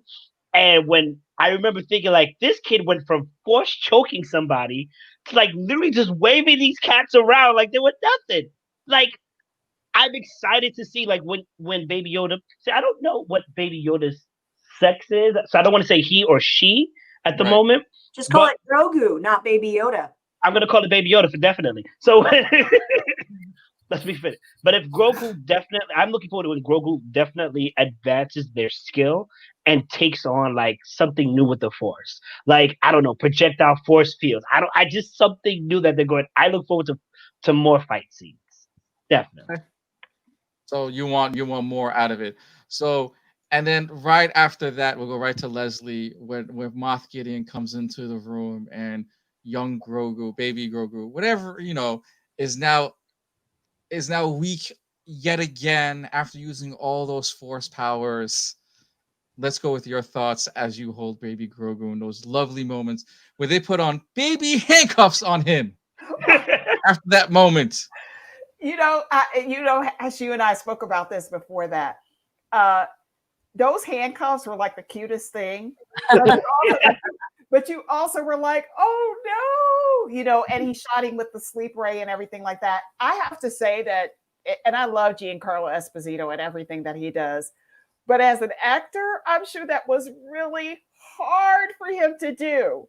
It was really hard for him to play that role because everything about that character, everything about Grogu, you want to, you know, protect Grogu, and to be the nemesis there, to be the arch villain there, and to walk away without having any kind of emotion about it. I bet that was really hard. And I bet after he got through doing the scene, he was like, "Oh man, I felt bad doing that scene." You know? But he has completely solidified himself as probably one of the most hated people in the Star Wars universe because of what he did to that baby. It was effective. It was effective. You know, I mean, he plays bad characters all the time. And we've seen him, you know, we've seen him in everything, like the boys and stuff like that. There's always something likable about Giancarlo Esposito's roles that he plays. But in this one, it was unredemptive. It was just like, you know, I got to do what I got to do and stuff. So I was like, oh, you know, I still like you though, Giancarlo. Right. Can I say and to something really him, quickly? well, Mhm. real quick though, for him, happiest anniversary of Do the Right Thing, because it hit the anniversary Nice. mark this Yeah, That's year. right. yeah. So if everyone remembers his first movie being Do the Right Thing. But yeah, go Nope. ahead. School days. Our school days. But yeah, but one of his mates, like, the one role I remember the most as someone growing up, especially watching that movie time and time again. Yeah, that's right. But okay, so we'll go with School Days as well too. But go ahead, man. I just wanted to say, just want to add on to what Leslie said. Giancarlo is probably like a really great villain to have. He's never just I'm an angry villain, a powerful. He is a methodical, intelligent Mhm. being, He's a and it plays dictator. so well. Like, has anybody else caught like his suit seems to be going through changes, and it's resembling a little bit more like Darth Vader, Darth or is Vader. it Mhm. just me, or is it No, just like I'm noticing it. no, I've been okay, saying because that for weeks now. I've been saying that for okay, weeks. yeah, because this yeah. homage is just blowing His my mind, and he owns his the armor. scene whenever he comes. Oh, I would not be shocked that towards the end. I mean, look, we're Mhm. only got what, two more episodes left in a way, or one Come more on. episode left, two more Two. episodes. I wouldn't be surprised that by episode 8, he has a helmet on, symbolizing Yes. Vader. Yes. I would not be surprised. So, because it's always going through like a character change. Remember, if you look at some people's idols, if you look at even in any type of like movie scenario going on, what if Darth Vader is one of his idols and those armors are reflecting someone that he appreciated? Or maybe during that time, Vader did something and he brought him in as his non forced apprentice. We don't know the actual story of Moff Gideon, of where it can go. But while we wait and see what happens for the next episode of Moff Gideon, we know something that's actually happening, and that is Mando's team assemble. Sammy, your thoughts on the whole team assembly that's going to be happening not too shortly? Yes, this is right out of Avengers. Yes, it's not a John Favreau movie without something assembling. I'm super excited about it because you've got it's basically like the best of the best outlaws, Mhm. coming together. And it's like an old school spaghetti western, where, like the Magnificent Seven. And it totally has that vibe going in where they're gonna get this character and that character. And it's gearing up for like this like heist, the old 60s, 70s heist sort of movie where you got your team and the thing was taken, and then you're bringing in all these misfits and different characters that all basically are the same type of character, but they have different jobs and different personalities.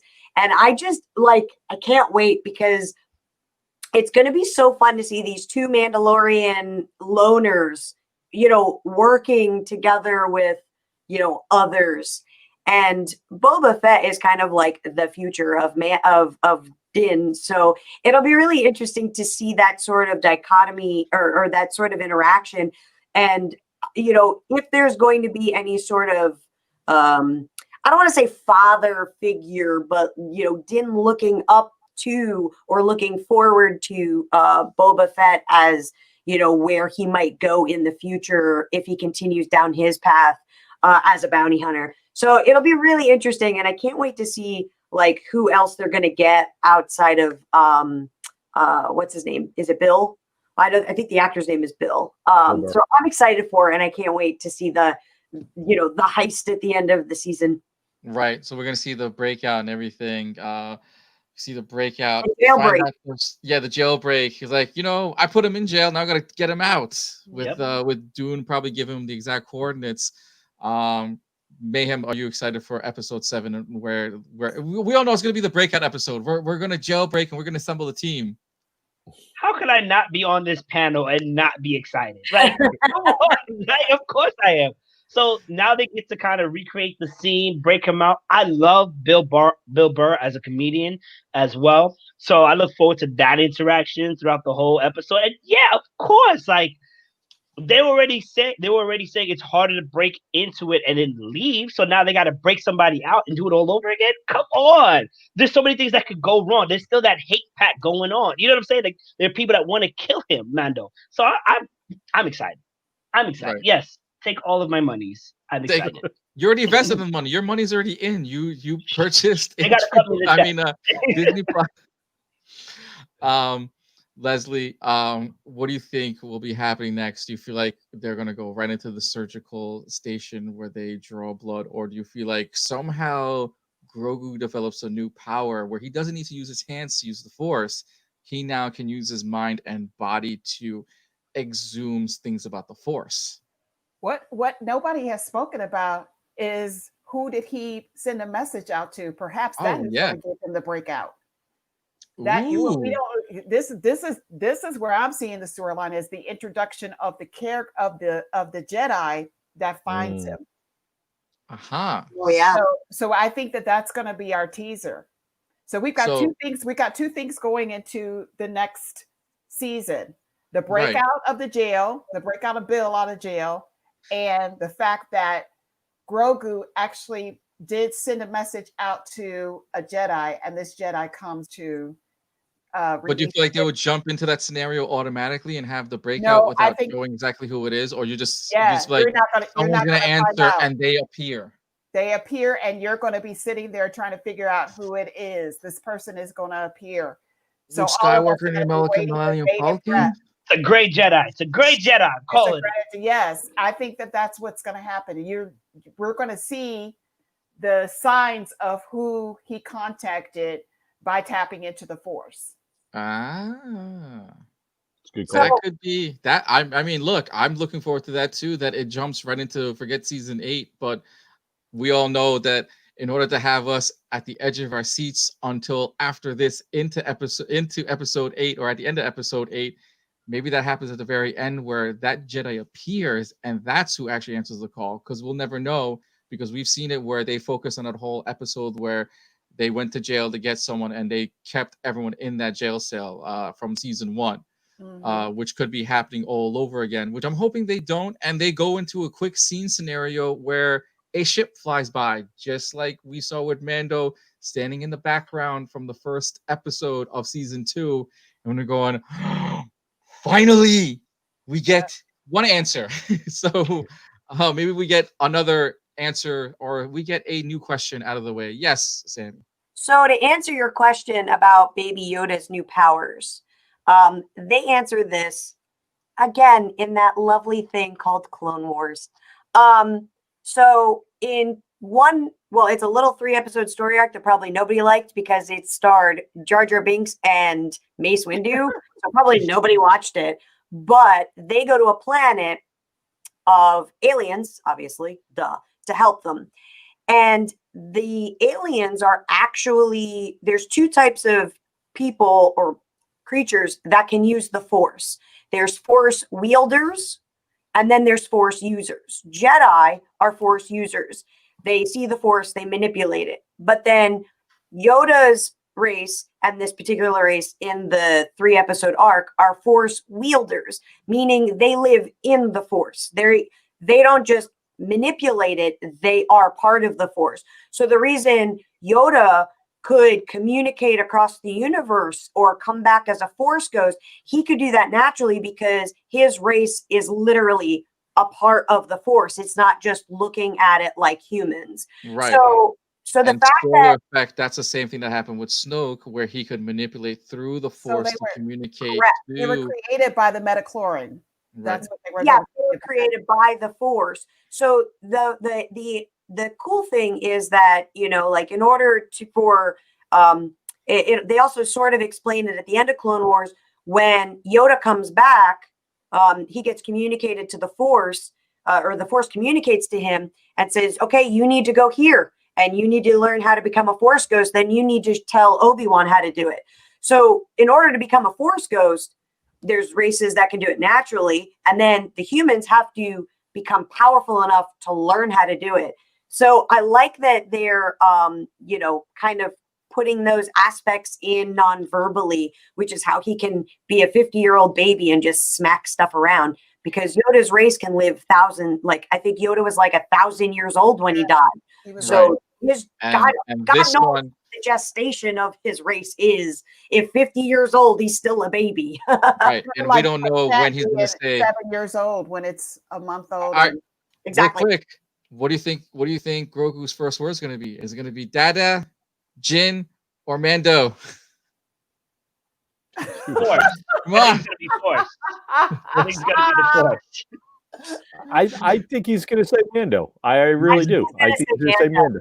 Yeah, Yeah. because nobody refers to Jin or Din as his name. They all say the Mandalorian. So Yeah. Or they call him Mando.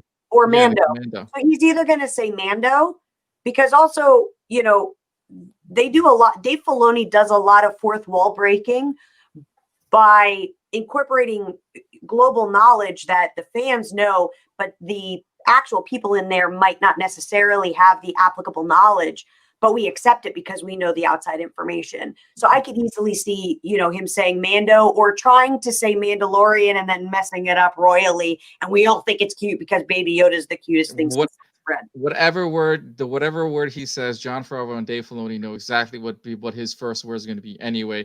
And speaking about the two of them, people are saying just give them the keys to the Star Wars galaxy because they are giving us exactly everything that we have asked for as fans, every question answered, and they are giving us new answers to questions we never thought that we had as well too. Since Sammy's already asked, pretty much answered this question about Dave Filoni and how great of a person that he is. Sorry. Mayhem, let's continue with you. Your thoughts on what the two of them have done so far, and you know, let's give some happy thoughts, you know, on Dave Filoni and Jon Favreau. Who? Mayhem. Sam. Oh, I said Mayhem? Mayhem. I said Mayhem. Sam already answered this. Mayhem. I already answered. I don't get to answer. I this. thought you said Sam. I didn't hear the Mayhem. Listen, happy thoughts. Happy thoughts. No, I think we've talked about this beforehand. Back before Leslie left to be on the set with Star Wars. And why not? She won't Right. tell us. She's a Jedi. We just don't know I it. could die and go to heaven if that happens. Trust me.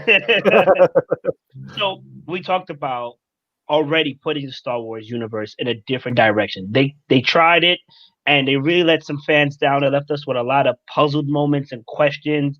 And we live for it. Like I lived for the books before they retconned that and they kind of bring it back, kind of whatever. So now with the Mandalorian, there's so much success because they haven't forgotten where this universe, this creation has come from, but they're making it right for the fans. And I think it's time for a new person to take direction. Well, two people to take charge and put in new direction. They can learn from their mistakes and incorporate all the great things that we love, the lore, the characters, and start anew. They can do it and make it make sense. Right. Make it make sense, okay? So I don't want to know why Princess Leia is like a Jedi Jesus and she could go through a coma throughout space. Like, I don't want. No, don't leave me like that. Don't do me like that. So Leslie, since since both of them have been taking the helm and everything, are we going to see you directing an episode? Since they have given the keys in a way to other people to direct certain episodes, will we see you direct something? Me? Shoot. Look. Speak loudly If to the they mic. if they don't have me direct- look, I'm telling you right now, I would direct the heck out of an episode if you gave me the keys. But you know what? I am satisfied with what they're doing. And one thing is that I've learned is that you let fans direct. You let fans direct. People who are really love the lore, people who love the story, people who want to see the same things that we want to see. That's who you let direct episodes. You want to satisfy that thing. The worst thing that could ever happen is somebody being given the reins to something and not have any backstory on what they're doing. Right. That's the worst. And we've seen a lot of crap movies because of that. Yep. Transformers. Yeah. Right. But we've also seen a lot of stuff now, but we've also seen stuff right now with no backstory as well too, with just quick scenarios, and we're going, was there a backstory? Because somewhere probably will make a backstory for this. Well, but like I said, Filoni is such an authority on Star Wars. There are things that he is taking out that you probably have overlooked that he's going to give. Now he has free reign to put a storyline behind it. The oyster is theirs right now. Literally. And you've got Favreau, who is a fan of everything that has to deal with, you know, superheroes, Marvel, all of that other kind of stuff. These are real fans directing these episodes. I mean, Robert Rodriguez directed this episode that we just saw, and even he's a fan. Yeah. And that was a last minute thing. They asked him to come in to direct at the last minute. They were like, "Can you come in? We don't have our director here, so we need you to direct." He was over there geeking out over stuff. Right. Like, It was like, "Oh my since God, I you're in was the touching it." building, Yes, since you're on set, why don't you come do this? It was like, oh, okay, yeah. yes, Um, yes. So Ber- absolutely, yeah, they have my full. I have a lot of confidence in them. Go ahead, do Bergy, you, boo boo. yeah, Bergy, your thoughts on how things have been going so far with Dave Filoni and I Favreau? mean, so this whole season, like literally no joke, is probably one of the best ones. And what it is, and I know, and I've said this to you, we've talked privately, I've said Yeah, it feels more like a fan service, but they are doing one hell of a job with the fan service to the fans. You know, you're bringing in characters and you're doing it right. You're not just throwing it in there just to be like, oh, hey, look in the background, there's Ahsoka. Oh, hey, in the background, there's a rebel. Oh, hey, in the background, there's a dark trooper. You're fitting it into a storyline that works. You have, if you're not going to get Lucas, who created this world, you have Filoni, who he basically gave the reins to and said, here, take it. And this dude has done it. Like, he has fixed what the Force Awakens, The Last Jedi, and whatever crud that last one was. You know, like, he fixed this. You know, it just, I'm so thrilled that we have somebody that's a fan that understands it. And as Leslie said, his attention to detail, every little thing, stuff that we might not catch. And you'll look online, you'll see something, you read an article, you see something, and it's like, oh man, I saw that, but I didn't think nothing of it. That man put that in from something that could have been an obscure reference in episode 3 of the 3rd season of Clone Wars, and you didn't catch it. But this man knew it had some significance to this movie, this TV series. Like, I love these guys. If you're going to hand the reins to anybody, give it to them, whatever they want. As Mayhem said, cut the check. Just give them whatever the heck they want. Carte blanche. Let them run the movies and the TV series. Give Filoni the TV series. Give Favre the movies, and let him go with it. And you are going to see Favre can do in the big budget. He did Iron Man 1. He did Iron Man 2. If that man didn't knock Iron Man 1 out, we don't get 22 movies called The Avengers, basically that entire series. So look at what he could do with that in a new series line. I know they got, what's it, Rain Johnson is doing the next 3, or is it, I think, him for the next 3 that come out in 2023. I just give Favre, just whoever it is, cut him, give it to Favre. Give it to Favre. I have faith in him, and we all do. And how many of the fans have faith in Favre and what he's done? Give Filoni the TV series, do something. We have the Bad Batch for cartoon series coming up that Filoni is a part of. I cannot wait for that series alone. Dude, there's so much going on. Like, seriously, like, as Mayhem does. Cut the check. Yeah, I know. Sammy, let's get last words out of you. One more time. What are you excited about that these guys have gone so far, and what would you like to see added into the Mandalore series, or what you would like to see later too? Wow. We only have 8 minutes, and you No, you actually have 3 minutes, but go ahead. Oh, awesome. Yeah. Okay. Let me cram all of that into 3 minutes. Do it. Okay. I'll talk real fast. Actually, I'll go with the big ones. I'll go with the one big one. And I don't know how they would do it, but they brought Ahsoka back from the dead. So I think they can probably figure it out. I want to see, like, the clones again. I want to see the 3. I want them live, standing, like, with guns as fat old men squeezed into their plastoid armor from 40 years ago, kicking ass and taking names. Because they're bringing back so much stuff. It's really hard to pinpoint one thing.